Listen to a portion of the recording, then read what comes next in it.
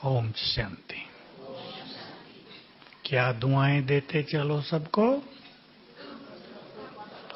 सबका भला हो, सब सुख पाएं। कितना सुंदर विचार है।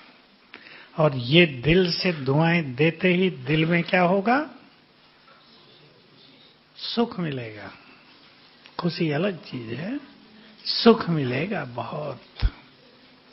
तो बाबा ने पिछली बार भी कहा, अब भी कहा, सहज पुरुषार्थ का तरीका है दुआएं देना और दुआएं लेना। लेकिन बहुत इंपॉर्टेंट हो जाता है, जो हमसे गड़बड़ करता हो उसको दुआएं कैसे देंगे? बाबा ने ब्रह्मा बाबा का उदाहरण दिया।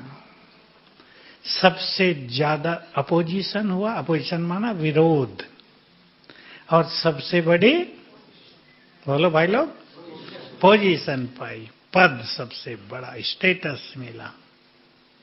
परंतु ये नहीं कि सभी अपोजिशन वालों को पोजीशन हाईएस्ट मिलेगी। किनको मिलेगी? जो अपोजिशन में अपनी स्थिति को बिगाड़ेंगे नहीं, और दूसरों के लिए शुभ भावनाओं को भी कम नहीं करेंगे। सूक्ष्म चीज है। दुआएं माना शुभ भावनाएं। शुरू में ही बाबा के विरोध में पूरा सिंध खड़ा हो गया। उन दिनों अखबारों में किसी की चर्चा आना बड़ी बात थी। आजकल तो आती रहती है, लोग ख्याल नहीं करते। उन दिनों जब अखबार गिने चुने होते थे, पूरे स्टेट में ही 2, तब अखबारों तक चर्चा पहुंची, और फिर भी बाबा की स्थिति न विचलित हुई और न किसी को बाबा ने कुछ कहा। सिंधी लोग कहते थे, दादा आपका ज्ञान कितना सुंदर है, ये प्योरिटी की बात हटा दो, हम सब आपके पीछे। क्या उत्तर होगा?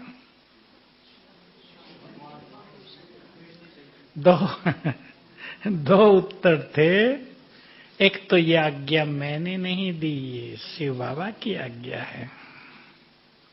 दूसरा, वो आए ही हैं सृष्टि को पावन करने, तो इस मुख्य धारणा को कैसे हटा दें? और इसी की तो जरूरत है। इसके बिना न कोई योगी बन सकता। बाबा ने सन्यासियों की बड़ी महिमा की, आज भी थी, करोड़ों होंगे। उनकी प्योरिटी का बल संसार तक पहुंचता तो है ही अवश्य, भले ही कम हो गई हो। हमारी प्योरिटी बहुत जबरदस्त है, क्योंकि योग से जुड़ी हुई है प्योरिटी, जबरदस्ती वाली नहीं। जो इस बात को समझ ले, उसकी प्योरिटी उसके लिए बहुत बड़ा बल बन जाती है, और संसार के लिए भी बल। अब कल के महावाक्यों की सुंदर सुंदर बातें रिपीट कर दो जरा। कौन है हम सब? पूर्वज और पूज्य। और क्या क्या स्वमान दिए बाबा ने हमें? दौड़ दिए। क्या हो कल्प वृक्ष के? तना और जड़ें। और क्या कहा? बाबा सबको विघ्नों से मुक्त देखना चाहता है। ये तो एक बाप की शुभ भावनाएं लौकिक में भी होती हैं। और बताओ, अगर हम पूर्वज बनकर क्या अभ्यास करेंगे? आपके सामने कोई सभा है, जैसे मेरे सामने है, आपके सामने 5 लोग हैं। क्या संकल्प करेंगे उन्हें देखकर? कौन है ये? आत्मा की बात तो बाद में बताए, कुछ और। कौन है ये? यही सबको प्रैक्टिस करनी, यही भूल गया है आप सबको। ये हमारी वंशावली है, तो हमें क्या करना है? इनकी पालना करनी है, इन्हें प्यार देना है, इन्हें आगे बढ़ाना है। इनसे घृणा नफरत नहीं करनी है, जैसा देश में होता है। एक संप्रदाय दूसरे संप्रदाय से घृणा, हेट स्पीच नाम दे दिया आजकल उसको। घृणा पैदा करने वाली स्पीच बहुत लोग करते हैं। बाबा हमें इस सब से बहुत ऊपर उठा देता है। तुम इन सब के बड़े हो। लौकिक में भी जो बड़े होते हैं वो छोटों की पालना करते हैं ना, शरीर की भी और पढ़ाई के द्वारा बुद्धि की भी। सब माताएं करती हैं ना अपने बच्चों की। तो तुम बड़े हो तो तुम्हें भी सबकी पालना करनी है। घृणा रख ही नहीं सकते, क्योंकि वो सब हमारी ही वंशावली है। भारत में भी कई लोग पूछ रहे हैं अभी और बता रहे हैं मुस्लिम्स को कि तुम्हारे पूर्वज कौन थे। मैं भी पूछा करता हूं कभी कभी बुद्ध धर्म वालों से कि बताओ महात्मा बुद्ध का कौन सा धर्म था, मोहम्मद साहब का कौन सा धर्म था, क्राइस्ट का कौन सा धर्म था, कौन सा होगा? ये सब आदि सनातन देवी देवता धर्म की तना है ना बीच का, उसकी तो शाखाएं हैं। ये बात जब संसार समझ लेगा तो एकता, प्रेम, सुभावनाएं, अपनापन सब हो जाएगा। ये झगड़े इसलिए मेरा धर्म बड़ा तेरा बड़ा, एक दूसरे में घृणा पैदा करते हैं। है सब एक के ही, शास्त्रों में भी है। एक के ही दो पुत्र थे, एक देवता बने दूसरे राक्षस बने, असुर। एक के ही थे, दोनों में लड़ाई होती थी। तो हम सभी अब ये अभ्यास करेंगे। कोई भी सामने आए, ये सब हमारी, बोलो हमारी, हाँ, इसको अभ्यास करना है। एक दूसरे को देख के व्यक्तिगत भी मिले, घृणा भाव नहीं। हमारी वंशावली है ये सब। तो उनको क्या अनुभूति होगी, वो हमारे लिए क्या सोचेंगे? ये भी तो बहुत सुंदर बात है। ये हमारे हैं तो झगड़े खत्म हो जाएंगे ना, क्योंकि आगे चल के आप सब जानते हैं ग्रह युद्ध बहुत होने हैं। लेकिन अगर हम इस स्वमान को बढ़ा देंगे तो हम सेफ, हम दाता, पालना देने वाले, वाइब्रेशंस देने वाले, उनके मन में भी हमारे लिए सम्मान की भावना होगी कि ये हमारे बड़े हैं। करेंगे प्रैक्टिस, खूब करें। कोर्स कौन कौन कराते हैं आप में से? 7 डेज कोर्स। अच्छा, तो जो भी कोर्स करने आए, 2 स्वमान से उनके सामने जाना, मैं इसकी इष्ट देवी हूं और पूर्वज हूं। तो बॉल का इफेक्ट बहुत गहरा होगा। बाबा ने कभी बहुत सूक्ष्म बात कही है, वो भी सुन लें आप। आज मुझे याद आ रही थी, बहुत दिन के बाद आज याद आई थी। यदि तुम पूर्वजपन के नशे में रहो तो तुम्हारे द्वारा संसार की पालना स्वतः ही होती रहेगी। गहरी बात है। तो जैसे माताओं को, भाइयों को अपने परिवारों में रहता, हम बड़े हैं भाई, नौकरी धंधे भी करते हैं, पैसा कमाते हैं, क्यों क्यों? बोलो ना, बोल नहीं रहे, चुप बैठे। तो कुमार बोल रहे हैं, मैं फादर से पूछ रहा हूं, फादर सब देख रहे हैं मुझे, क्यों कमाते हो पैसा? अरे बोलो ना सारे फादर्स। माताएं तो बोल रही, होशियार है, मैं समझ गया। हमारे माताओं का ग्रुप बहुत होशियार है। भाई लोग भी चुस्त हो जाओ, पालना करते हैं ना, ठीक है। माताएं ध्यान देती हैं बच्चों का। कई बाप तो कह देते हैं बच्चे तुम्हारे, तुम संभालो, जैसे उसके हों ही ना। तो पालना करनी है हमें सबकी। क्या देना है? क्या देना है? और भी तो कुछ बताओ। देखो, परिवार में भी माँ बाप बच्चों को यदि प्यार न दें तो पालना अधूरी। चाहे रोज मक्खन और घी खिलाएं, लेकिन प्यार के बिना चरित्र का विकास नहीं होगा, पर्सनालिटी का विकास नहीं होगा। तो पहले हम सबको प्यार दें। एक समय था जब ज्ञान सुनने वाले जब आते थे तो हरेक से ही बहस होती थी खूब। अब जो हम सुनाते हैं लोग उसको सुनते हैं। नई पीढ़ी को क्या लेना देना, भगवान सर्वव्यापी है या गीता का भगवान कौन है, कोई भी हो, पता हो क्या करना है। आजकल की तो बात ये है ना, ठीक है, गीता का भगवान श्री कृष्ण नहीं है, शिव है, मान लिया। अभी हमें योग सिखाओ, मन की शक्ति बढ़ाने की बात बताओ। 5000 साल पे कितनी डिबेट होती थी, विनाश नहीं होगा, कितनी डिबेट होती थी। अब हमने कहना छोड़ दिया और दुनिया में खूब चर्चा है, विश्व युद्ध किसी भी क्षण हो जाएगा। और विश्व युद्ध होना माना खाली सफाया। और विनाश काले विपरीत बुद्धि भी हम देख रहे हैं लोगों को। लेकिन ये तीसरा विश्व युद्ध तब तक नहीं होगा, स्थापना का कार्य पूर्ण नहीं हो जाता, जब तक हम संपूर्णता के समीप नहीं पहुंच जाते। एक ये बात और याद दिला देता हूं, कब होगा। बहुत लोग कहते हैं ना जन्म ले लिया है। मुझे भी एक ने कहा जन्म ले लिया। मैंने कहा तुम मिल के आई? कहा नहीं, मिल के तो नहीं आई। मैंने कहा तो भागती क्यों नहीं मिलने के लिए? श्री कृष्ण का जन्म ऐसे ये जो भगवान के सिवाय कोई नहीं बता सकता। जब इस संसार में कोई देवी देवता हैं, तो जो लोग ये मानते हैं श्री कृष्ण का जन्म हो चुका, उन्हें समझा देना कि श्री कृष्ण ही नहीं है। वो कलयुग का पानी पिएगा क्या बोतलों का?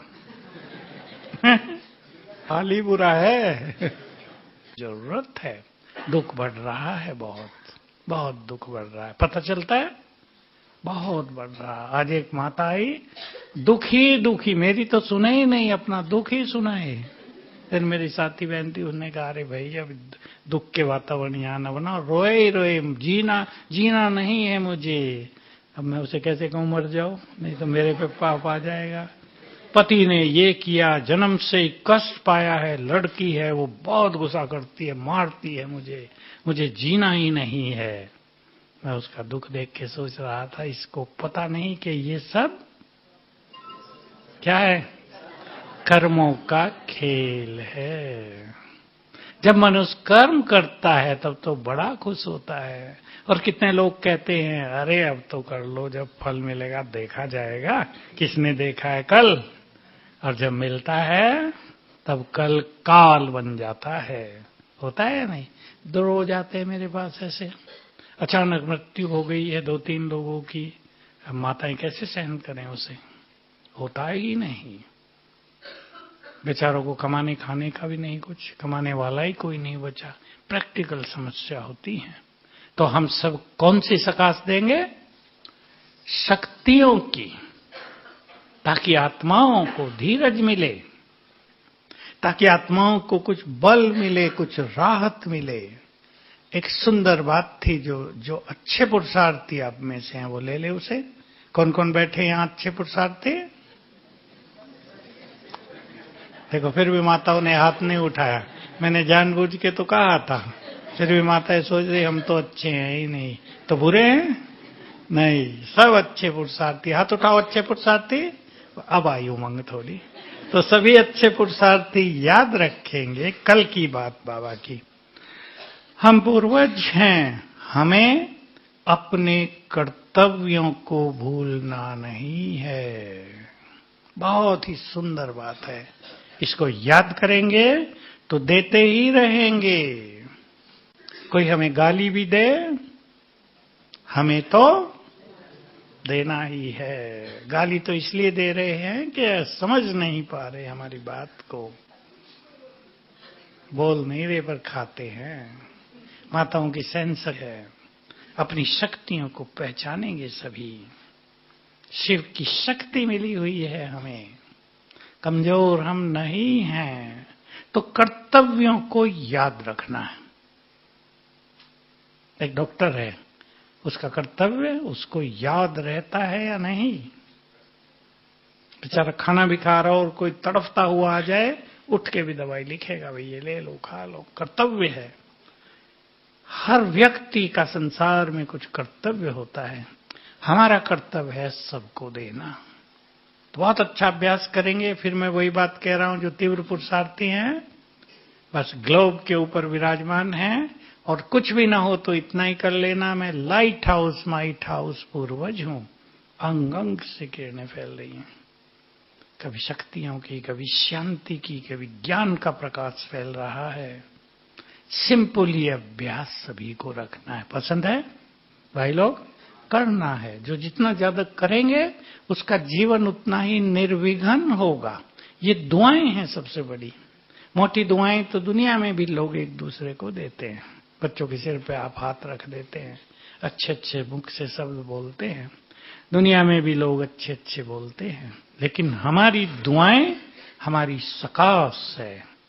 हमारी दुआएं वो हैं जिसका संसार में किसी को पता भी नहीं है कि किसी को शक्तियां भी दी जा सकती हैं क्या, किसी के भय को भी दूर किया जा सकता है क्या, किसी के दुखों को भी हरा जा सकता है क्या। डॉक्टर दुख नहीं हरते, दर्द हरते हैं। दुख अलग चीज है जो योग के वाइब्रेशन से ही लिया जा सकता है। तो सभी अपने कर्तव्यों को याद रखेंगे। पसंद है माताओं को? पसंद है ना? कर्तव्य देखो, माताओं को अच्छी तरह अनुभव है, उसको चेंज कर दो। बच्चों के लिए आपका जो कर्तव्य है, कैसे रात को जाग के भी उसे पूरा करती है ना, आप सब जानती है क्या क्या आपको करना पड़ता है बच्चों के लिए। तो हमारे भी कर्तव्य, हम भी बड़े हो गए, संसार के माता पिता जैसे हो गए। कल क्या टाइटल दिया बाबा ने? तुम हो great great master, great great grandfather.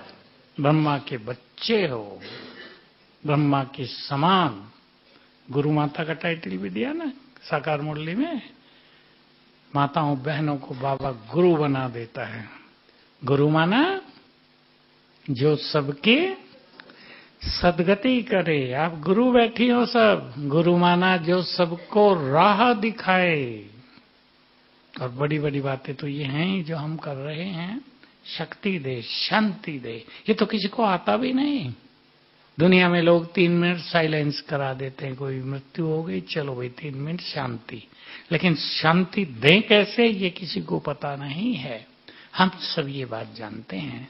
एक बात और जोड़ दें इसमें, जो कल बाबा ने प्रैक्टिस की याद दिलाई।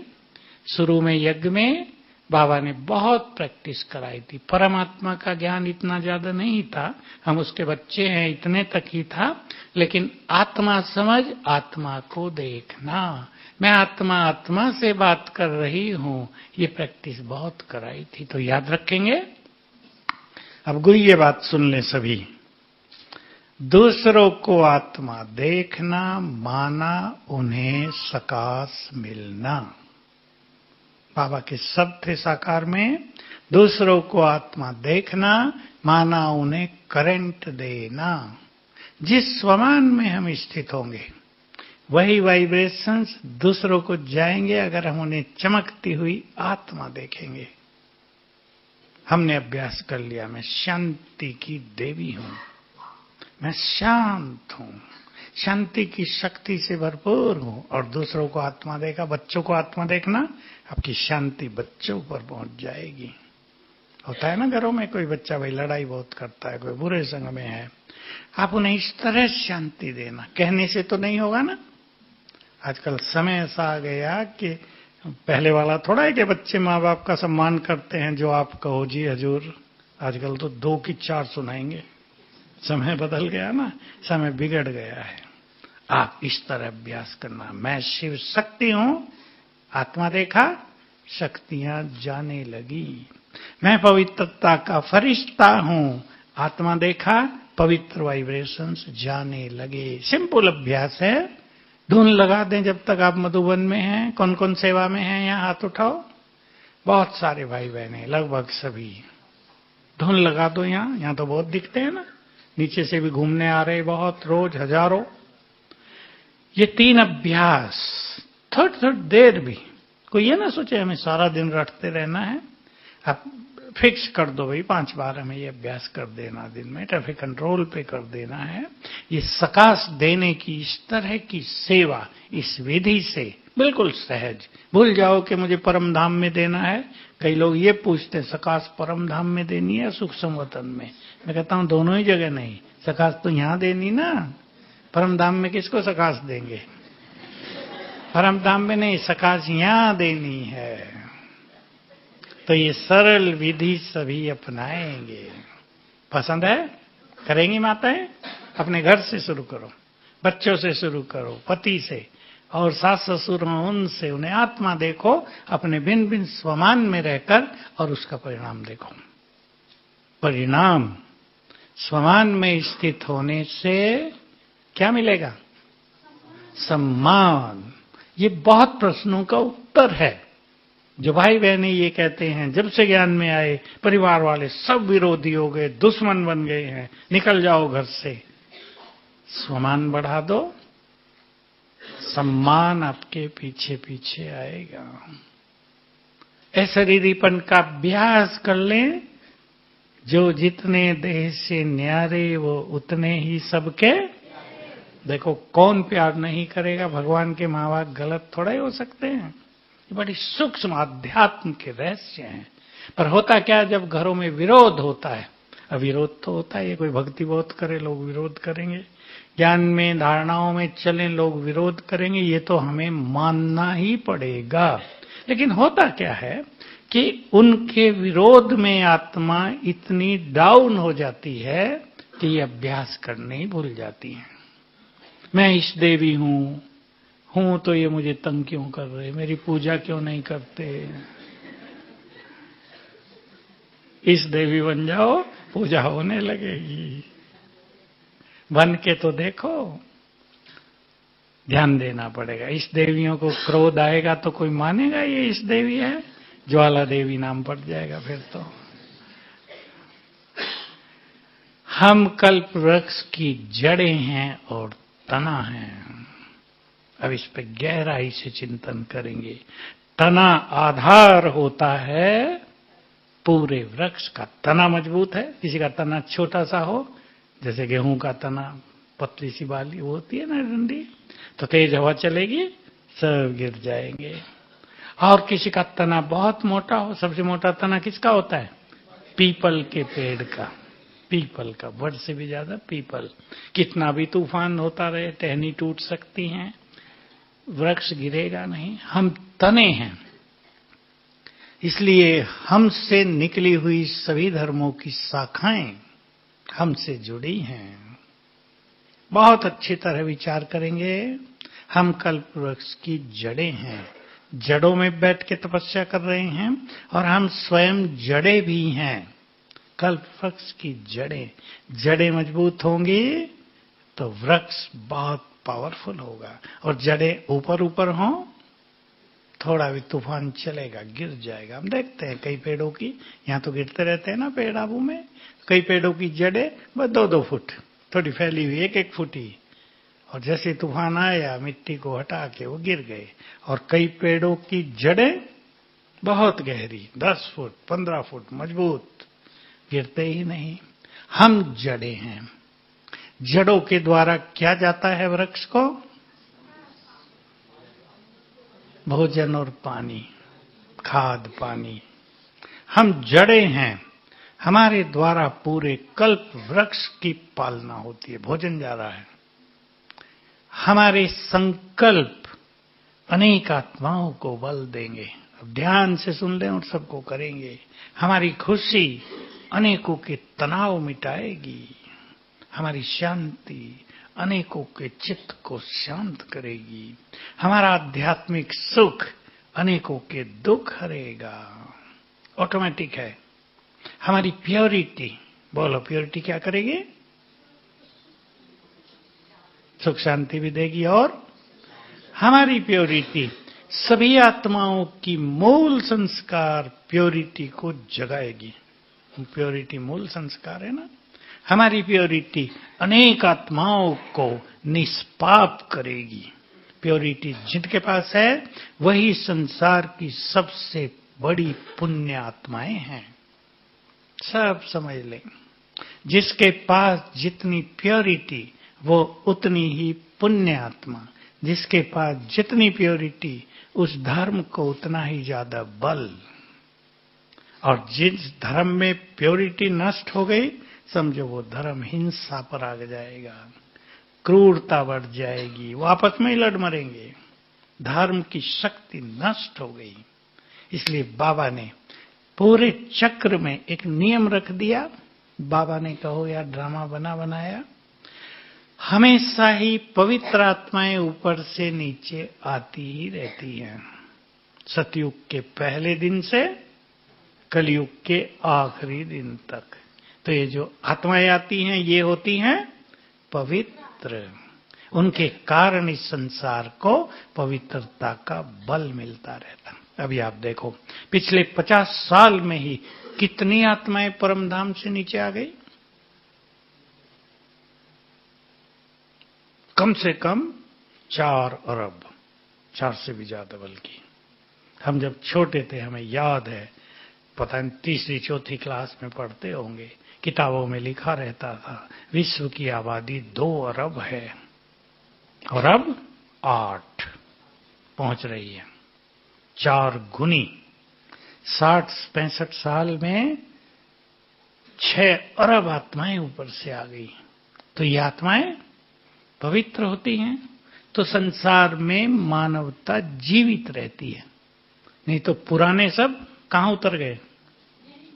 नहीं, पाप आत्माएं बन गई, उनमें कोई ताकत नहीं रही।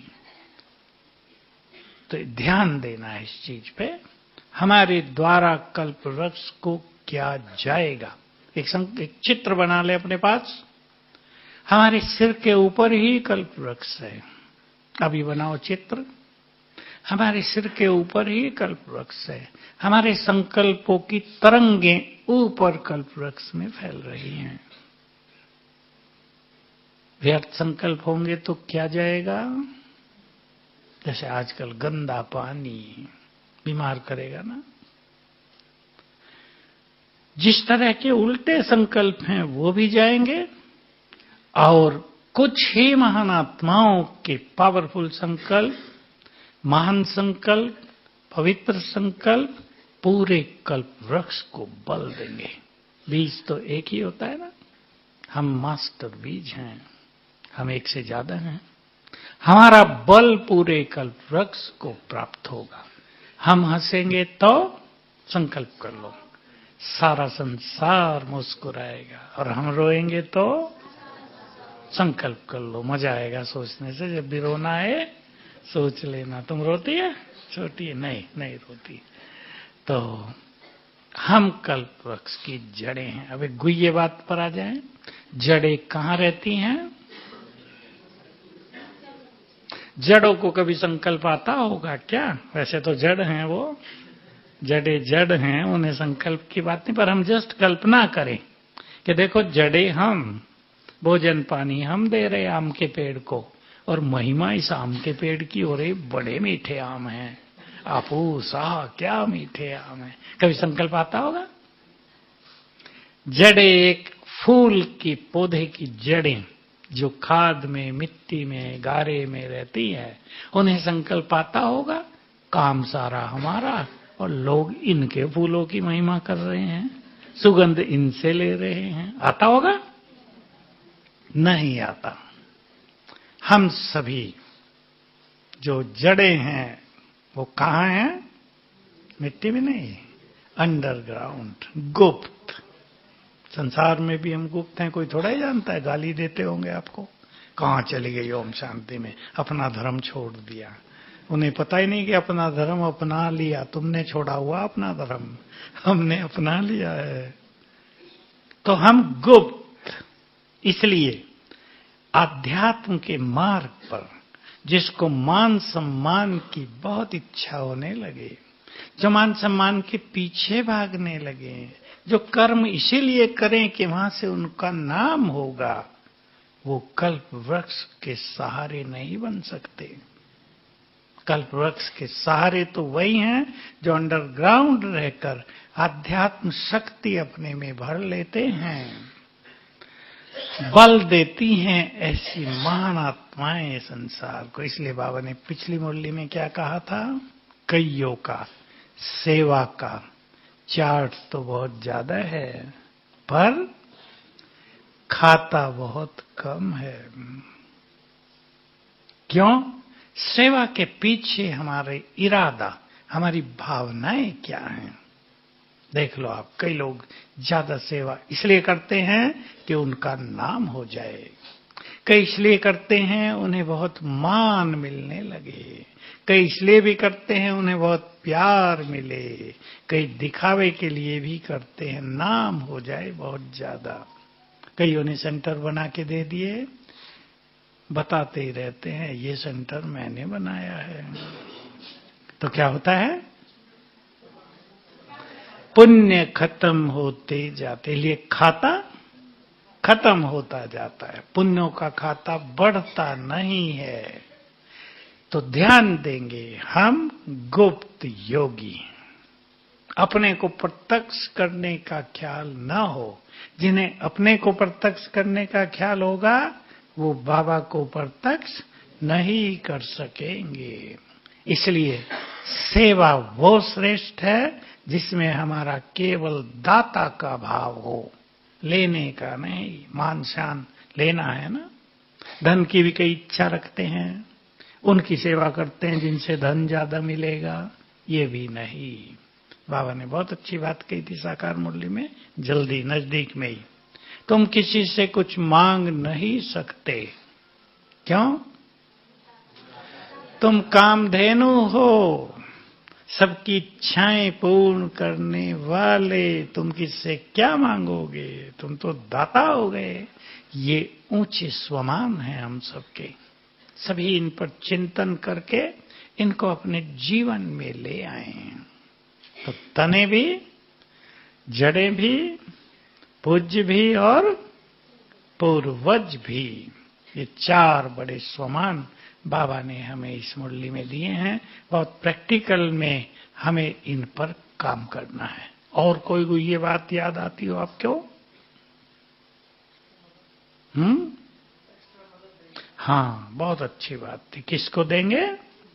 बाबा ने तो तब के लिए कहा था कि इस साल जो विशेष करेंगे पुरुषार्थ, बाबा उनको एक्स्ट्रा मदद देंगे। मैंने तो बहुत फायदा उठाया था इस बात का, लेकिन ये बात सदा ही है। भगवान की बात सीमाओं में बंधी हुई नहीं होती, जो उसने कह दिया वो सदा के लिए है।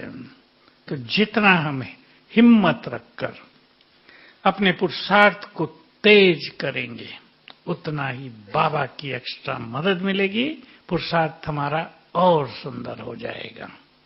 जिनका योग नहीं लगता, ये प्रश्न भी आजकल नए जो बाबा के बच्चे आते हैं बहुतों का है, योग नहीं लगता, मन बहुत भटकता है। कुछ दिन के लिए योग को एक तरफ छोड़ दो, समझ जा मेरी बात। ये ना कहना कि भाई साहब ने कह दिया योग को छोड़ दो।